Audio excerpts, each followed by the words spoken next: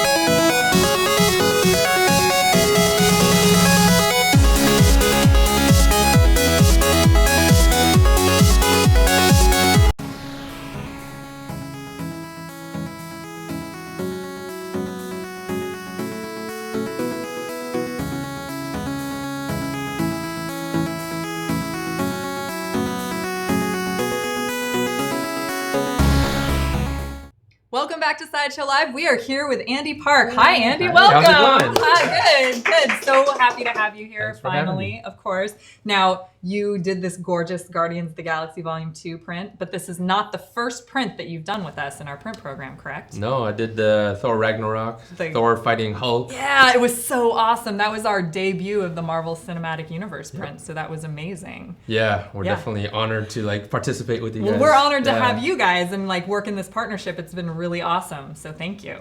Thank you. Awesome. So tell us a little bit about your role over at Marvel Studios. I am the director of visual development over at Marvel Studios. So I got hired way back in 2010 by Ryan Meinerding. You might have heard of him. Yeah. And Charlie Wen. Oh, wow. They were the heads of the visual development at that time. Charlie has since left. And then I've taken the role of director of visual development. So now me and Ryan, we both lead our films separately. Like he leads like 2-3 films at the same time, and I lead 2 or 3 films at the same time. In our department, we're mainly in charge of designing the characters, the heroes, the villains that you see in all the films. That's awesome. And then we also do like keyframes, which are Okay. like, which is that. Okay. That's a keyframe moment that I did on Guardians Volume 2. Uh-huh. So that in the script, it has that moment, you know, that classic explosion in the Yeah. background. And the heroes are coming out of the explosion. Yeah, and they mentioned the whole Mary Poppins with Yondu. Okay. So I did that painting as a keyframe. They seemed to like it, and then it kind of made it out there. They made it into a like Comic-Con print, different things like that. And no one really caught on the whole like Mary Poppins joke until the movie came out. So that was kind of Oh my gosh. So you put in like a little hint for probably the most popular joke in that yeah film. yeah. That's awesome. So you said you worked on a couple of them, a couple movies at the same time, like 2 or 3. Yeah. Do you have a favorite? Are you allowed That to I've pick? worked on? Yeah. Are you allowed to pick favorites? Yeah. It's different because there was the movies prior, because Guardians of the Galaxy Volume 2 was the first film that I led. Oh, wow. And then Thor was the next one. But And then Ant-Man and the Wasp. Yeah, we didn't plan on matching, but we totally do match. Yeah, look at the back. Look Yeah. at the back. Oh, this is the coolest. I love it. So these are crew gifts. Yeah, absolutely. But and then Captain Marvel. That's the latest one. But my favorite, I don't. That's like, do I like my daughter or son better? That is hard, and I like different films for different reasons. Like for me, when I first got hired, I specifically got hired to work on the Avengers. So the Avengers will always be very special to me. Yeah. Because it was I grew up a Joss Whedon fan with Buffy and Firefly, and then I grew up a Marvel Comics fan. Yep. We have a big fan. Yeah, I grew up in the late 80s reading Marvel Comics. Yep. So Avengers was that film that we never thought would ever. And then you would got never to see put the day these of light. 2 fandoms Yeah, together in exactly. this like really incredible way. Yeah, so that one was really special. Oh, and, wow. I gotta have to put that, if not the top, near the top. Okay. So we have a couple of questions coming in from the audience. And one is from Joe Lombardo. It says, Andy, as part of the design process, do you use rapid prototypes or do you only go to print in final stages? So like... Rapid prototypes. Like I think he's asking if there's like various levels of sketches that you do, and then if Joe, if you could clarify a little bit, because it sounds like you're asking about sketches and then the final piece. That's what it sounds like he's asking. But while he clarifies, do you prefer to do art for comics or for movies? Oh man. So for if you don't know, my first 10 years of my career was as a comic book artist. Yeah. I got hired by Rob Liefeld. I worked for Mark Silvestri on the Tomb Raider series. I did not know that was my That's first so love, cool. comic books. That's how I grew up as a kid reading comic books, and I Wait, dreamt. You did Tomb Raider with Mark Silvestri? That's the main one that I'm kind of known for. I in the feel comic like world. I own like so many of those and did not even know that you... That's hilarious. Oh my gosh, I love that series. It's so good. It's kind of fun because a lot of people who knew me back then during my comic book days, and then once I left that back in 2005 to do concept art, I kind of disappeared from the comic book world. And then years later, they kind of rediscovered me like, oh, I worked on the God of War series for Sony, and then I worked at Marvel. So it's kind of fun to see old like fans. full circle, and, then oh, like now the you're people. working. Yeah, it is kind of full circle. That's really cool. Which, again, Yeah. these tough questions. Right, I love comic books, but I think right now I'm loving what I'm doing right Yeah. now. I think I am definitely doing a dream job, Yeah. and as the fanboy in me, as well as just an artist, I love being able to paint and design like full characters and to see them on the big screen come to life. It's kind of tough to beat that right now, but I still love comic books. Yeah. I still plan on one day doing my own comic book, but right now, Yeah. I love what Absolutely. I do. Yeah. What is Andy's favorite superpower? From Crystal. My favorite superpower from an existing character or just a made up one or any superpower? I think, the typical answer is always flight, right? But then I kind of want to be able to teleport. I would love to be able to teleport. I know Nightcrawler, although it's kind of scary because you kind of have to know where you're going to teleport. Yeah, You don't want to teleport into a wall. Right. Really nerdy, but No.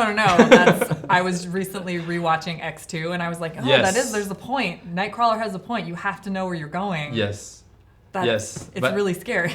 But I think I used to say like flight or different kind of strengths, Wolverine's healing factor, things like that. But I think after living in LA for the past decade or so, teleportation sounds a little better. Yeah, with all I the also, traffic. but traffic. I also think about Magneto's powers, where I could just like make my car fly, and just like, all right, now I don't have to worry about traffic. That's not bad And either. no one can pull me over because I'm flying. That's a second favorite. Yeah. What would Andy have if he had a superpower? Which is a different question. That's What? fair. What do you mean? Like if you that might be your favorite. Yeah. But like let's say you were born with a superpower. What would you have been born with? What would I have been born with? I don't know. I always say shape-shifting because I always have to like put on different faces for like a lot of different things. So that's what I go with. Yeah. I mean, I don't know. Healing factor? Although, I mean, it's one of those, like, do you want to live forever? That kind of thing. Or, like, because you're working on multiple movies, would you want, like, to be, like, multiple man Yeah. and, like, have all the time in the world to, and then come back to being Andy with your family? I was actually thinking of that when you said the favorite power, like something to do with time. Yeah. Either slowing down time. A time turner. But then, then I'll just be working, like, 24 hours a day rather than 15 hours You'd a day. have to swap out those people, too, because, like, the one can't just keep working. Yeah. And then do you all get along? Yeah, that's true. Different parts. You don't know. Different parts of your personality. Like that episode in when Xander got split into two. Yes. And you thought one was bad and one was, but they're actually both two parts of the same person. Yeah. Really We're nerdy. really nerdy here. You're right at home. Your family here. Yes. Has Andy gotten to meet any of the actors that he gets to illustrate? Yeah, that's one of the perks of my role as director of visual development. After we designed the characters, one of my next job I do after that is I work alongside with a costume designer. Oh wow! In helping to see that design that we've designed on paper, which is just a painting, and to come to life. So as they start working with the actor on a mannequin with all the fabrics, then I collaborate with them. So a lot of times, like on Ant-Man and the Wasp, I worked with Louise Frogley. So I worked with them very closely, as well as with Ivo Coveney, who made all the helmets and all the hard bits. That's crazy. So I worked with them. I flew back and forth to Atlanta all last year, and I would work with them to kind of help figure out what is the materials, what are the design lines. I'd literally like draw on the mannequins, and then we'd have fittings with the actor. So that's one of my favorite parts is having the fittings with the actors. So with Evangeline, we had like several fittings. Each time it's always like a couple hours long, but you're literally there with the costume and you're trying to figure out, and they have a printout of my painting. So I'll look at that and be like, okay, this line needs to be changed here and that. And then with Paul as well, Paul Rudd, we did the same thing and the early stages are always really rough. So you could see the fear on the actors' faces because they're like I'm gonna have they to look wear goofy. that? Yeah, they look really goofy, but it's just, prototype. But then one of my favorite parts of this job is when you have that final fitting and they look like badass and they look like the character. Like I remember with Evangeline, like she was so hyped. Yeah. She was so excited. Well, she did like her whole press tour talking, like raving Yeah, about the costume. She said she was so comfortable, Yeah. which is not usually the case. Usually they look great, but they're very uncomfortable. Right. She was actually comfortable. Yeah, I loved hearing that. So that's credit to like the collaborative effort between everybody trying to make it look good and also fit well. Yeah. And wow. And that's one of the most rewarding parts, is because Uh-huh. I work so hard on just the design, Mm-hmm. which is, I do it mainly in Photoshop, sometimes ZBrush, Mm-hmm. and I do months and months and working alongside our 3D modelers and just trying to get the exact, what is the suit gonna look like, Yeah. and to have that final fitting with the actor, like with Brie Larson and Captain Marvel, Uh-huh. designing that suit and then seeing it, finally on her. I'm like kind of shaking in the Yeah. back, kind of like, oh my gosh, then- it's come alive. Yes. And then And- I can't even imagine what like the fanboy inside must be, because It- you're like, oh my god, that's Captain Marvel. I have to my professional yeah, like pro. You're nice, pro. and I have to critique it, And but then inside you're going- I'm squealing. That's amazing. Yeah, it's pretty fun. So tell us a little bit about the origins of this Guardians of the Galaxy Volume 2 print to kind of bring it back around. Okay, so yeah, like I said, Guardians of the Galaxy Volume 2 was the first film I led. So I was working with James Gunn and all the production designer, the costume designer, and we have our weekly meetings. So we have our weekly meetings with like 15 executives, and it's very intimidating to show our paintings, all the work that we've done during that week, me and all the amazing artists that I work with. And then they get to just like critique it, So this is the scene in the movie, everyone knows the scene if you watch the movie. Yeah. So I did this painting, and then I showed it to the execs and James Gunn and all the other producers and all the other heads of the department. And a lot of times they'll look at it, and sometimes there'll be silence, which is always like, oh no, or sometimes there's laughter, which you're like, oh, but usually that's not a good thing. But sometimes they say ooh, and there's some like oohs and ahs, and this was one where they like, oh cool, like they liked it. Well, and yeah. They didn't require any changes or anything. I made some adjustments for this, just to make it exclusive for you guys, Yeah. with the print. But yeah, it's pretty much the keyframe that I did for that film. Yeah, so are you going to any conventions or shows in the future where we'll be able to see your work? Yeah, I do go to some conventions. I can only go to so many because of my job. I mean, yeah, because I was at San Diego. I'm there every year. I'm gonna be at Los Angeles Comic Con coming up. Awesome. Cool. Yeah, and then that's it for now. Okay. Yeah, awesome. and then next year, I'm trying to figure out which ones I'm going to go to, because I can only. Because you're working on 3 MCU movies at a time. Yeah. Hopefully more sometimes, but Yeah. Eventually, I'd love to go to New York. I know you guys go to New York, Yeah. but it's tough to go to like. Oh, I bet. Out of state, but I do want to. You know. Yeah, absolutely. So just a little bit for everybody who is looking at this print and they really, really want to have it in their collection now. This is an official Marvel Studios print. It is licensed, and it features Star-Lord, Drax, Rocket, Groot, Gamora, Yondu, and Nebula. That's a lot of awesome characters in one print. It is hand-signed by this gentleman right here. It is limited to only 200 pieces. It is a 28 by 15 fine art giclée print unframed. If you would like to get it framed, it is 34 by 21.5 inches framed. There is an embossed seal of authenticity, and it is available for pre-order right now. So head on over to side.show/Guardians2print. That's side.show/Guardians2print.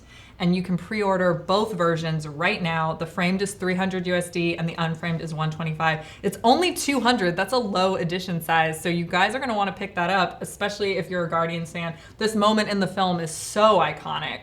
Like, just everybody knows what this moment is. And I feel like the statute of limitation on spoilers is up for it. But like, this is like the moment that they basically win. You know, and then there's an explosion behind there's that an hero explosion. shot. Yeah, it's the hero. It's the hero shot. But they don't That's care. Exactly They're not looking what it at the is. explosion. Yeah, and they're just like, we got this. We're the Guardians of the Galaxy. So, are you a collector yourself? Yes. I have a whole bunch of sideshow statues, hot toys, prints. Yeah, it's I've seen your office. dangerous. I remember. Yeah, it's a mini toy store. It's a mini also you have like an armory. It's like an impressive Iron Man armory. Yeah, I love toys. I've always loved toys, and my Yeah. kids know. I have 2 kids. They know that these are Daddy's toys. They don't touch these toys. These are So your toys. Here. So do you have to get like 2, like a little action figure to give to the kids? Sometimes I give my son a toy that I'm like, I want that, and I actually do buy myself the same toy. Oh, that's that does happen because his is all scratched up. You're like, you have this one, and I'm gonna take this one. Yes. I totally understand that. Yeah. Do you have a favorite piece in your collection that's like, no one can touch this except me? I do. My favorite has always been, I don't know if it's the original. I'm sure you guys did some earlier, but that Hulk. That old Hulk one. I know which one. Yeah. That was one that I was like, I wanted that so bad. It was that one, and then that I don't have it, but the that original Doctor Doom. Yes. But by that time it was like too hard to get. But that Hulk one, I was managed to get one. Wow. And that's my prized That's one. like I still love that centerpiece of your design. Yeah, I collection. love the Yeah. look of it. It's very Jack Kirby. It's amazing. Oh, that's awesome. I love hearing about old pieces. Yes. That's yes. so cool. So who, since you grew up a comic book fan, a Marvel Comics fan, who was your favorite hero? Or villain, if you were a villains guy? Growing up? Yeah. You know what, my favorite hero growing up, there was 2. Iron Man, Silver Centurion, which is a Bob Layton design. Mark Bright drew it. And that's why on Iron Man 3, I actually got to design the Did Silver you Centurion really? suit. Oh, that's so cool. Yeah, so that was Do another. you have the Hot Toys? Yes, of Okay, course. I have good. 2. I was gonna say. One in a box, never opened, and one out. That's like one of my favorite Iron Man suits out of all the Iron Man suits. And then the other one and then growing. that cover. Yes. Yes. Yeah, that totally. And recently, I got Mark Bright and Bob Layton to do a cover recreation. So I have like an original. Oh my god. Because I could never find the original. Yeah. So I had them like redo and so one of our my prize collections. One of our photographers like did it with 2 of the Hot Toys figures. Oh really? Yeah. Yeah, the Ironmonger. Yeah. And that's awesome. It was really cool. But the other character that I grew up that I loved was Rachel, the Phoenix version from Excalibur. Yeah. Like that one. That was another character that I really liked. Excalibur. Yes, I Excalibur. was gonna say I Kitty, Excalibur. Yep, Ellen Davis. Yeah. Oh, those are such good choices. And did you have a villain that you like to see your heroes take on and win against in their personal hero moments? I know. Villain. Who was my favorite villain? Do I have a favorite? I don't know if I had a favorite villain. Maybe Magneto? Yeah, I don't know. A pretty good one. Yeah. Yeah. Because I was a big X-Men fan growing up. Oh yeah. Yeah. Yeah. Cool. Well, that is all the questions that we have for you. Cool. Yeah, thank you so much. This was like such a cool conversation. Awesome, I thanks. loved hanging out with you. So, you guys, thank you so much for asking questions for Andy here. Thank you so much for joining us. And Thanks head for on having over me. to side.show/Guardians2print, short link on the bottom. Yes, there we go. Short link on the bottom to pre-order this piece right now. And I believe it should be shipping pretty soon. So guys, you're gonna wanna get on this right now. Low edition size, all these characters, the hero moment of the movie. Side.show/Guardians2print. Again, thank you so much, Andy, Thanks so for much. being on the show. We will have a short video break, and when we come back, I think we have, I don't know what we have. We'll have something cool for you when we get back. You're watching Sideshow Live.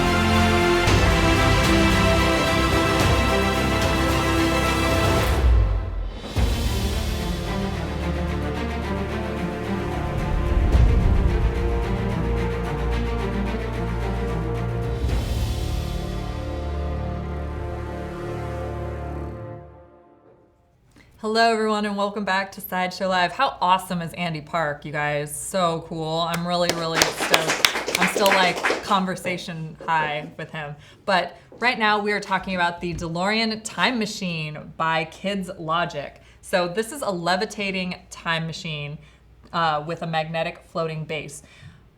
Right now, obviously, it is not magnetically floating because we did not plug it into the power adapter, which you do need in order to make it float. Luckily, this piece does come with it. So if you were to say, purchase this right now because it is available for pre-order, the power adapter and the magnetic floating base are included. We just couldn't display it like this on the show.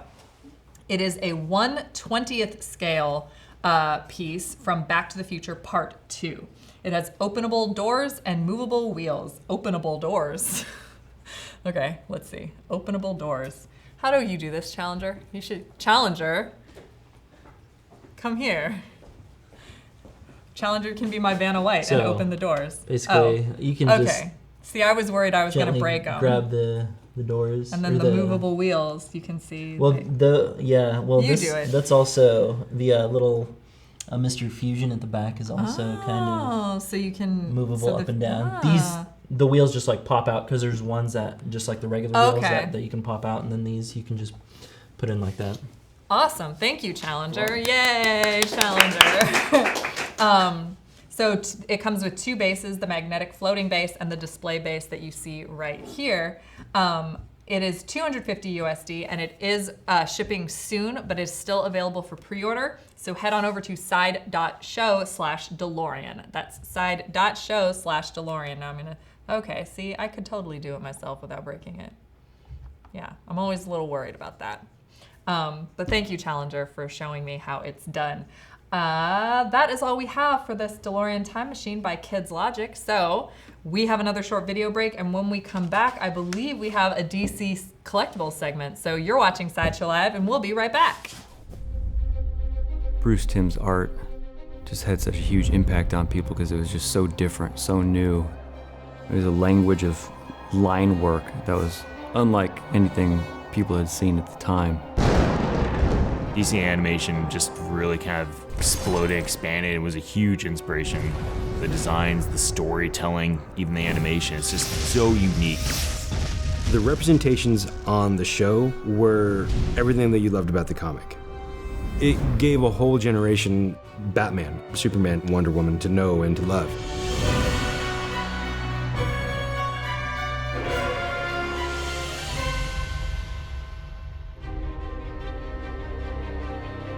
Line work and silhouettes, no matter which angle it's drawn at, you could see in the show that it creates a sense of movement.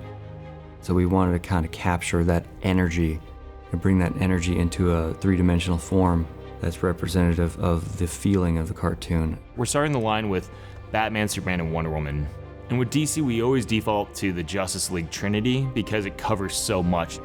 We didn't want a static presentation. We really wanted something that not only captured the style, but captured the animation. It's kind of meant to embody the best attributes of each character. Translating any 2D art, especially art that fans hold really dear, turning that into 3D is always a challenge.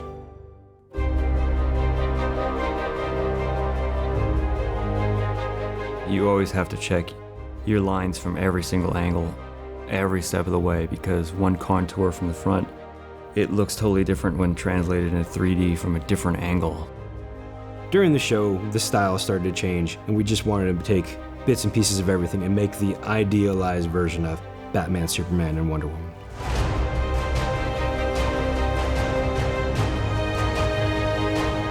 We're just doing a little highlighting and shading to sort of give them a more three-dimensional feel, but I think from any angle you could take a picture of it and it would look like a still from the show. We wanted the base to be very specific to that character and their storyline.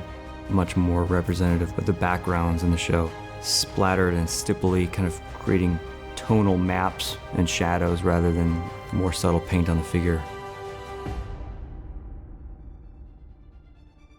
I think we've taken the art and found a fun, new, unique way to present it.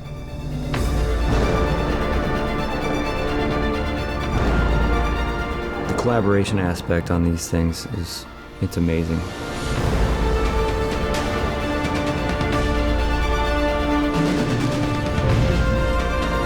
Pretty much everyone involved has an intense love for these characters.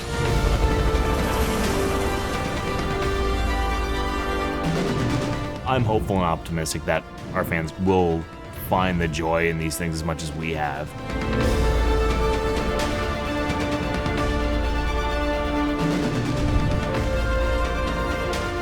The sense of action, I think, is really what ties them all together. It's been great watching the main Trinity kind of come to life, but I think fans will be excited to see which characters outside of the Trinity may be coming up.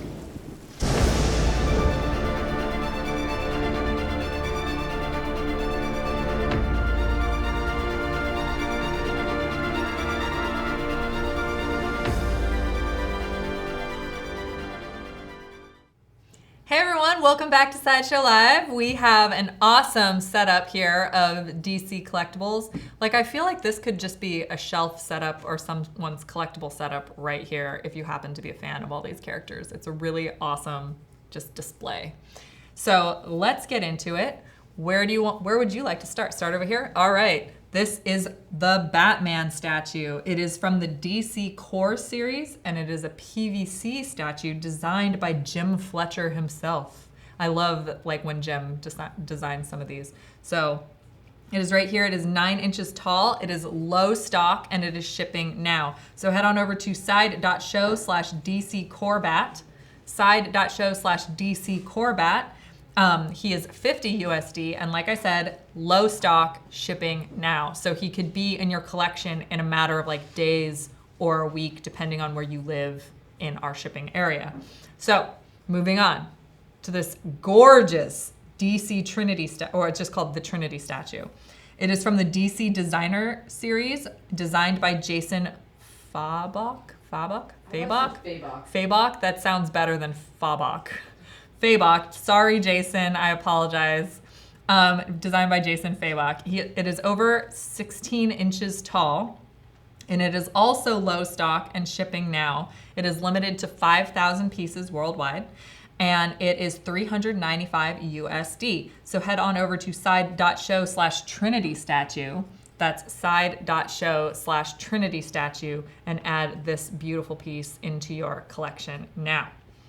This right here, Kitty is kind of in love with this piece, but we all are really big fans of the Gotham City Garage statue series, and this is the Batgirl from that series. She is about 11 inches tall, low stock, shipping now. She is $350 USD.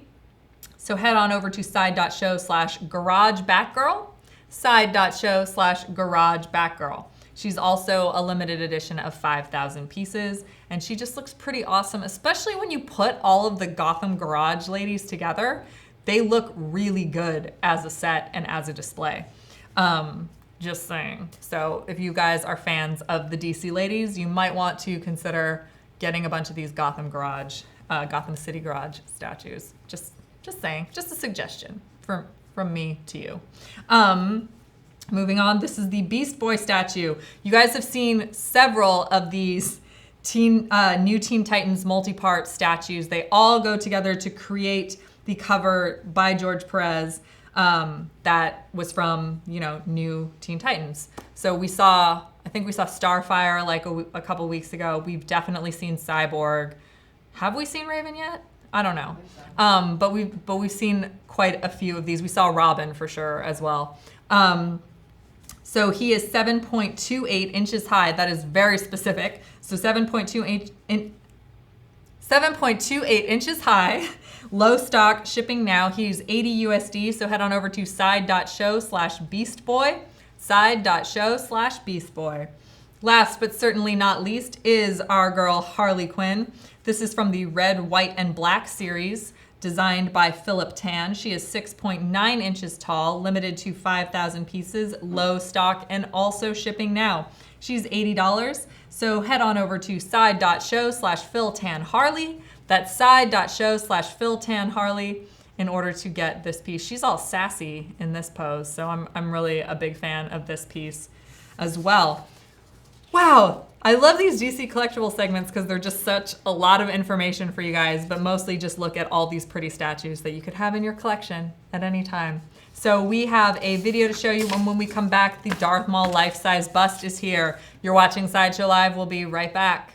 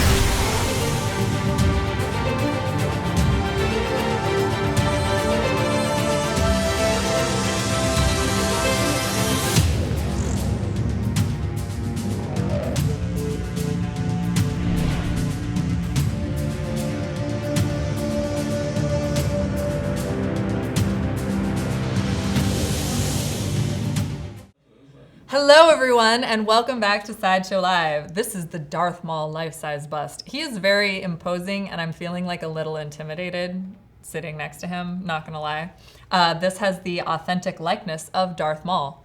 I actually got the chance to bring him to the set of the Star Wars show, and Ray Park even wanted to selfie with him. So that is how much the likeness is of Darth Maul. From Star Wars Episode 1, The Phantom Menace, this was designed by Matt Black and Scott Wade and sculpted by Matt Black. Matt is a huge Star Wars fan. Sorry, Matt, I'm outing you as a nerd. And he really enjoys doing these pieces like this. So he did such a great job with it, especially on the portrait and on all the details. You can move, actually, like you can do this. I'm gonna stand up because he does have his horns, and I would never want anything to happen to them. But yes, check this out. So you can also display him like this, so he no longer has to live in the shadows. He is making himself known to the Jedi right here with this crazy amazing portrait. So there is a fabric inner robe and a fabric hood that you can see right here. So it's the Sith robes, and then the hood is also fabric, and it can be displayed up or displayed down as you just saw me do right there. He is 27 inches tall, so he's over 2 feet tall, definitely a life-size bust. I'm just gonna do this so you guys can see how easily he can be displayed both ways, you know? There you go. And then just kind of wanna do a light touch to adjust the hood like that around his face, see? See, he's all pretty. Now look, now he's ready to, you know, be in a hologram with Darth Sidious in Star Wars Episode 1. So pre-orders for him will be available in the near future. However, in the meantime, you can RSVP to be updated on Darth Maul by going to side.show/maulbust. That's side.show/maulbust. Now remember, the RSVP program is super important if you see something that you like, because you will be the first to be notified when that piece becomes available for pre-order, and if there's any more information on said piece. You can also choose how you would like to be notified, whether that be text message or email. So it's a really cool system. We really recommend that if you see something you like a Darth Maul Life-Size Bust, that you head on over and you RSVP for that particular item. So we have another video to show you, and then when we come back, we will be unboxing Deadpool. That will be shenanigans. So we'll be right back.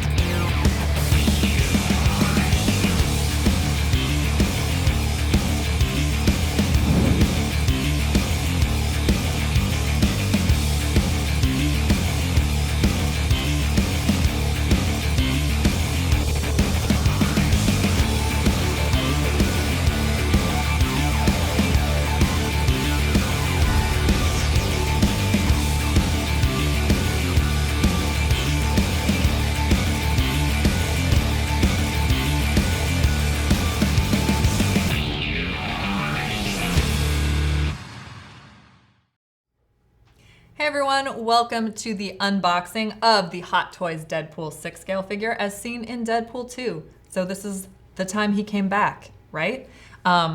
We like unboxing, we prefer everything out of the box, so let's just get started. This one has a sleeve that you can just slip off right there. And if you are one of the people who chooses to display your figure in a box, this is what you could be looking at for Deadpool 2.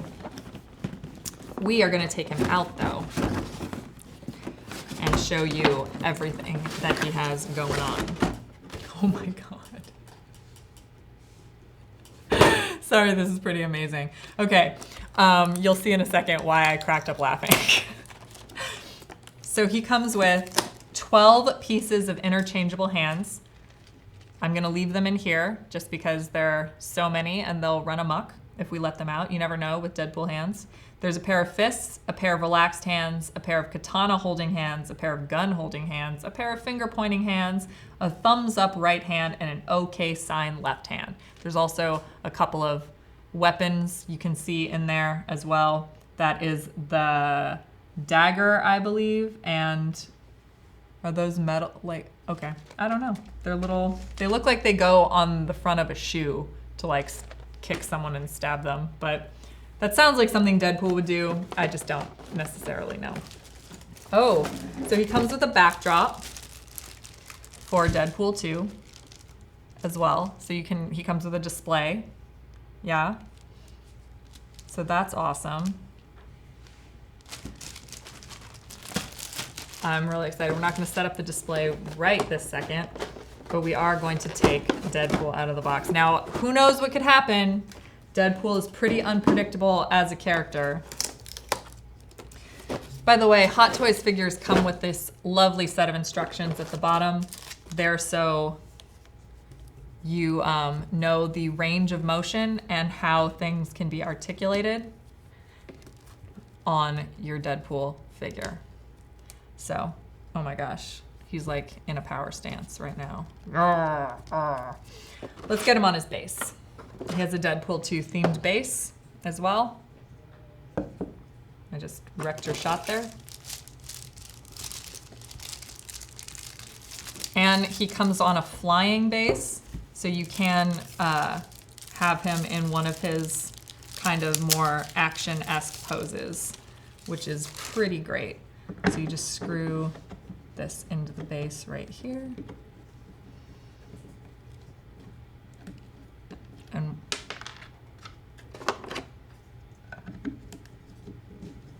there you go. So here we are with Deadpool. Oh my gosh. I'm gonna move this a little closer so I can do this a little easier. Wow, Deadpool. This costume fabrication is pretty amazing on him. It's looks a whole lot like the movie, as it should. So here's Deadpool's power pose.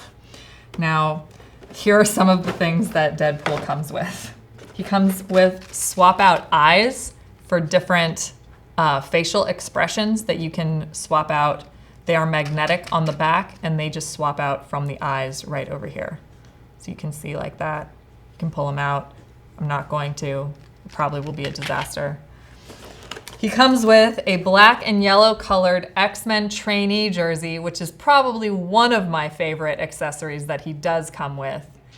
It's amazing. I was just saying that I would also like an X-Men trainee jersey. Though my favorite, and why I cracked up laughing when I opened this, he comes with a unicorn toy.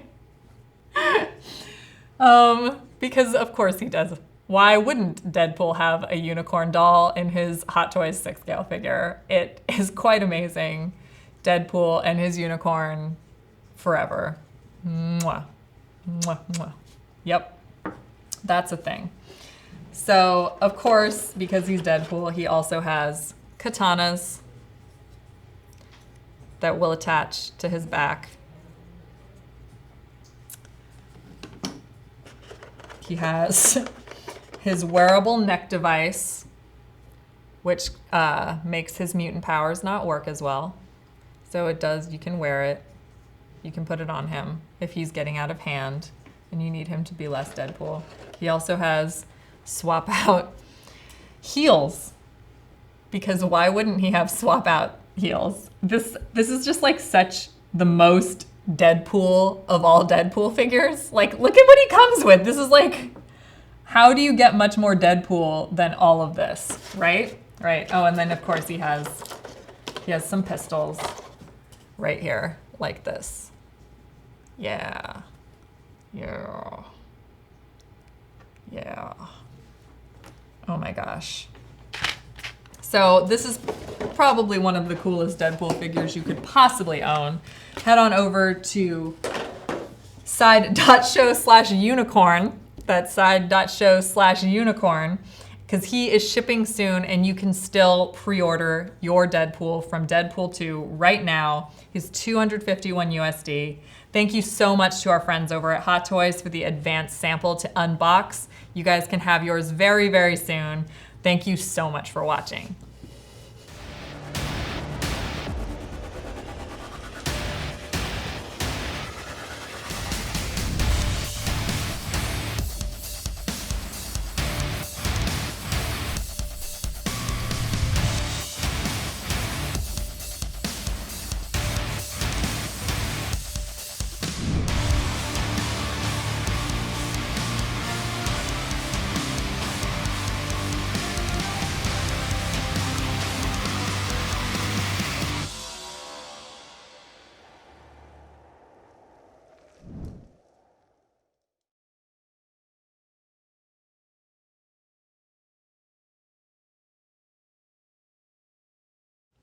In all of my Deadpool excitement, you guys, I forgot to mention probably the most important part is that you can win this exact one right here.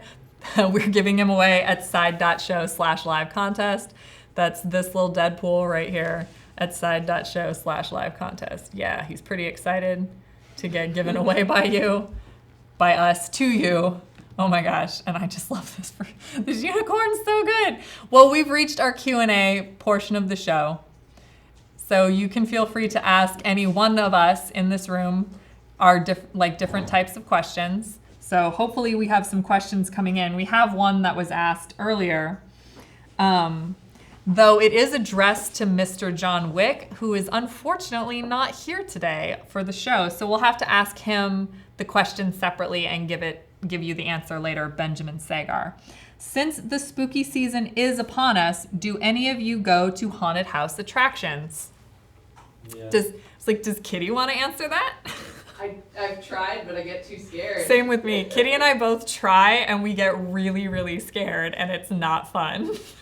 Like, it's not fun for me because I'm so scared. But like Challenger, you go and you have a lot of fun. Yeah. Yeah. So Kitty and I, from the safety of our own computers, will watch other people go through the mazes because we really wanted to see the Stranger Things maze that's at Orlando and Hollywood Universal Studios.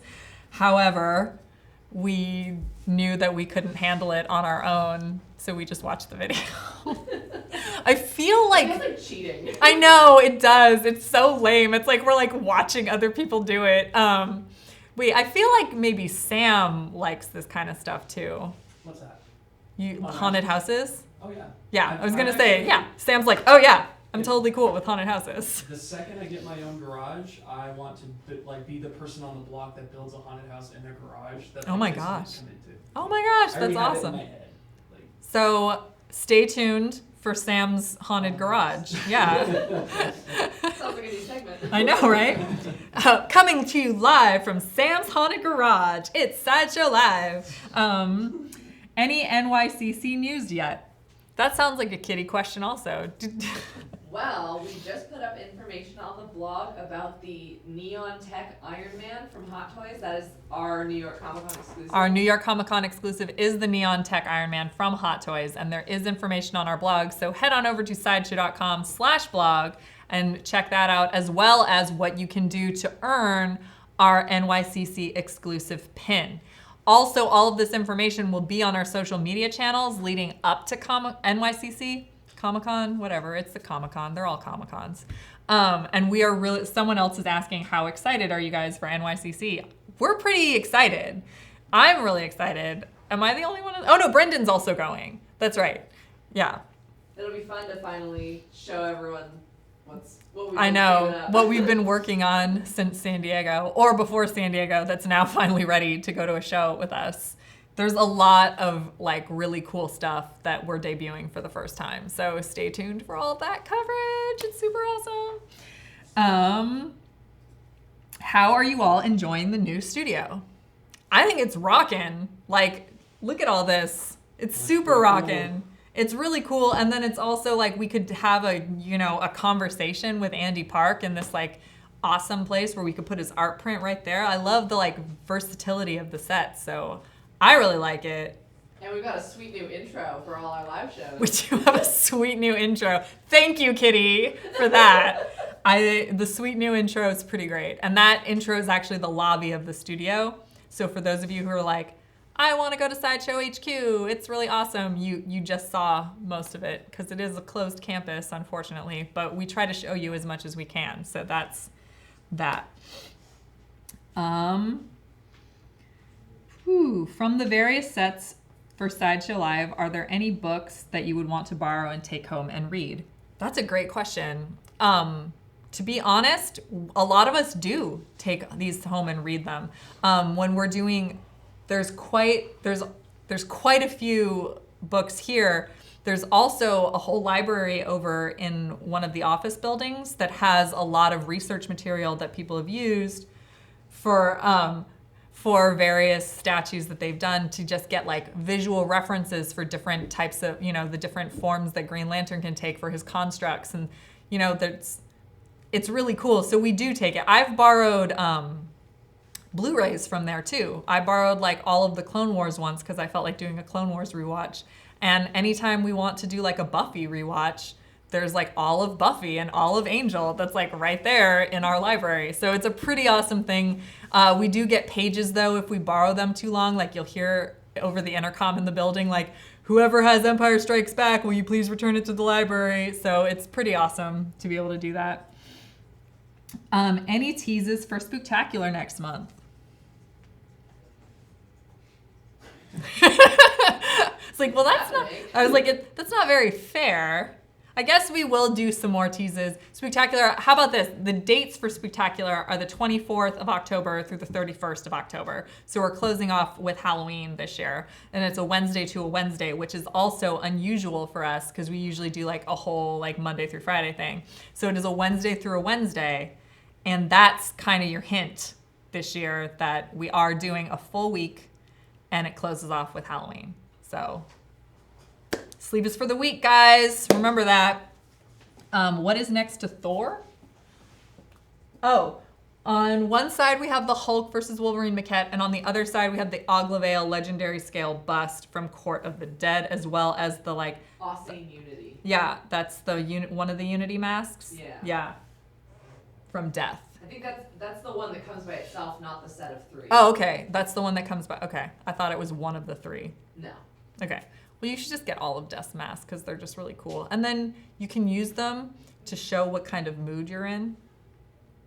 You know? Like, I'm feeling very flowy and spirity today, so I'll put the spirit mask on Death. That's my suggestion anyway. Michael Lamkin asks, since Stranger Things won't have new episodes this year, any other options for a live commentary and watch-a-thon? Perhaps Daredevil Season 3? I think Kitty and I are pushing for Sabrina because we really, really want to watch Sabrina. But that might be a good poll to take for the audience. Like, what would you guys want us to do a watch along with? Because those are always fun. Sabrina comes out during Spooktacular. Sabrina does come out during Spooktacular. Daredevil's the week before Spooktacular. So we might be done, or I might be done with it by the time Spook starts, to be honest. Because, like, Daredevil's, like, my Netflix binge that I'm just going to, like, sit and watch it. Yeah. Cool. Michael is also asking, wow, you watch a lot of shows, Michael. I mean, I do too, so I like these questions. Fall TV season is here. Which new or returning shows are you looking forward to the most? Brooklyn Nine-Nine, The Good Place. Yeah. And then the return of the CW shows. Yeah, the return of the CW shows. Riverdale, which I don't... Yeah, Riverdale's like October 10th or something. Yeah, all the CW Arrowverse. Man in the High Castle. Yeah. Oh, I didn't know. When's that one dropping? Soon? It's like the 3rd. Soon? Yeah, cool. Like Thanks, Brett. I know it's like within the next few weeks. Yeah. Awesome. Any other shows? Too many to keep up with. There's a lot, but I know that Kitty and I sit and we make sure it's... Oh, South Park comes back tonight, actually. So, yeah, okay, I got Sam on one of them. I felt like Sam was like waiting for me to say one that was specific. I was trying to think. Yeah, South Park comes back tonight. I totally Forgot someone in the chat asking, wasn't Brooklyn Nine-Nine canceled? No, Brooklyn Nine-Nine was, well, I mean, it was canceled by Fox and then picked up by NBC, so it's switching networks, so pay attention. Yeah, so pay attention to when it comes back. Brooklyn Nine-Nine is coming back, and we follow all of the actors on Instagram, so we're like, we know that they're at least filming something. So this just in, Mary Elizabeth Winstead cast as Huntress. Oh my god, for real? For Birds of Prey, yes. Mary Elizabeth Winstead was cast as Huntress? Yep. Nice! Oh my god! Do you know a Huntress with hair like this? Oh my god! Gotta be more of that. You guys, that you got like my genuine reaction to the casting of one of my all-time favorite characters, so that's pretty great. I'm glad I like it, because that could have turned badly very, very, very quickly. Mary Elizabeth Winstead's gonna be Huntress! That's so good! Oh my god! Thank you, Challenger. I love that. Okay, I'm gonna be really excited for the rest of the show, which, yeah, I guess we should probably close up on that casting announcement because I don't think we're gonna top it. Weird confetti. Whoa, oh my gosh, that's so freaking cool. Oh my god. All right. I'm trying to remember what we did today on the show. And all right. So, just to recap, we had the DeLorean on the show showing the... Oh my God, I'm so excited. Okay, so we had the DeLorean collectible on the show. We had a feature on the DC Collectibles statues. We had the Darth Maul Life-Size Bust, which you definitely want to RSVP for because it is really crazy cool. We even unboxed this guy who has a unicorn friend. Yeah? Everything is about this unicorn friend. I'm so happy. Between unicorns and Huntress, like, come on, this has been a great show. And Andy Park was on. We started off on the highest possible high note with Andy Park talking Guardians of the Galaxy Volume 2, the art print. It is so cool. Big thanks to Andy for being on the show. It was so cool of you to come in and talk to us about Marvel Comics. I didn't even know he did that Tomb Raider comic. Now I have to go look at my collection. So that's awesome too. Thank you, Andy. You were rad. Be sure to go to side.show/live contest to win this Deadpool and his unicorn. So yes, this exact one we are giving away. Remember to keep up to date with all of our live shenanigans by going to sideshow.com/notify and turning all of your notifications on to get alerts every time we go live. You guys, thank you so much for watching. Thank you for being here. Thank you for asking questions and playing along with everything that we do. You guys are awesome. Thank you for watching. We'll actually see you on Tuesday next week. It's a different time, a different place. Well, actually it's the same place. It's here, but it's on Tuesday because otherwise we're going to New York next week. Thank you guys so much for watching, and don't forget to let your geek sideshow. Bye. There's something unique that I feel when I'm sculpting. It's about emotion, it's about feelings, passion that help me to unleash all my imagination. This job gives me some unique feelings that all the things that I did in the past didn't give me. But getting there wasn't easy. In Argentina, things are a little bit different than the US. I grew up with my brother, my mom, dad. We have a house with no floor, no windows. That moment was very hard for the whole family. But at the same time, I have happy memories. I draw my own comic stuff. I wasn't too good in arts. I didn't know how to draw properly. I realized that become an artist as a profession will be almost impossible for me because I didn't have any of those natural talents. So I said, okay, I will need to pick any profession. Since a kid, I like technology. My father asked for a loan from the bank and he bought my computer, and I said, when I grow up, I want to become a computer something, anything related with the computer. I remember that I chose engineering. I studied for a year and then I realized that wasn't for me. You try to look to your future and you see nothing. I've been with the same person almost for 18 years, my wife.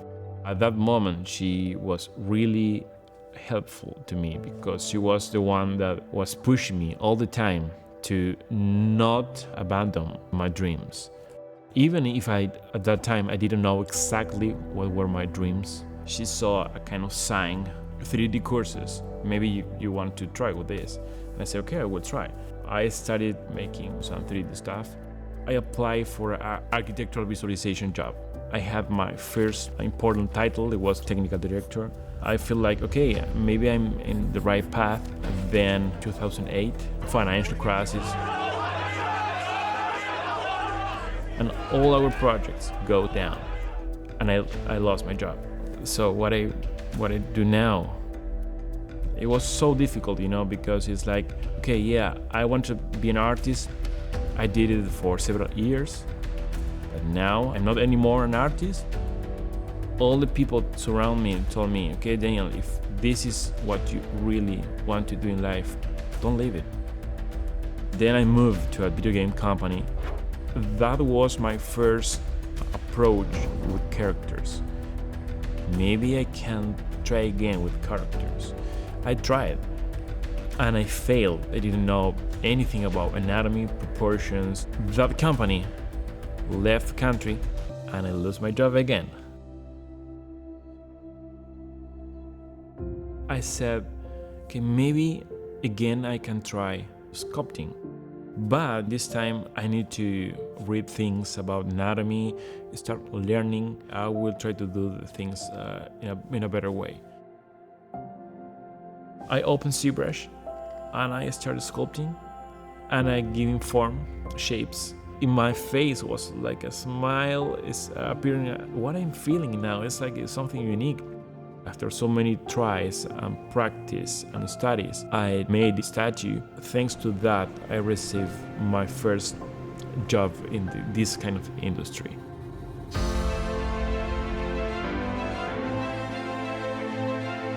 I received a lot of messages. Daniel, how did you achieve all those things in your career? I came from a poor city, I don't have too much money, I don't have special talents. When I receive those kind of messages, it's like a reflection of me. If you work hard with passion, there is no boundaries, there is no anything that you can achieve.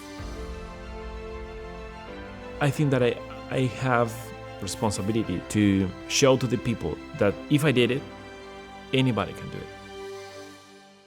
My name is Daniel Bell, and I love what I do for a living.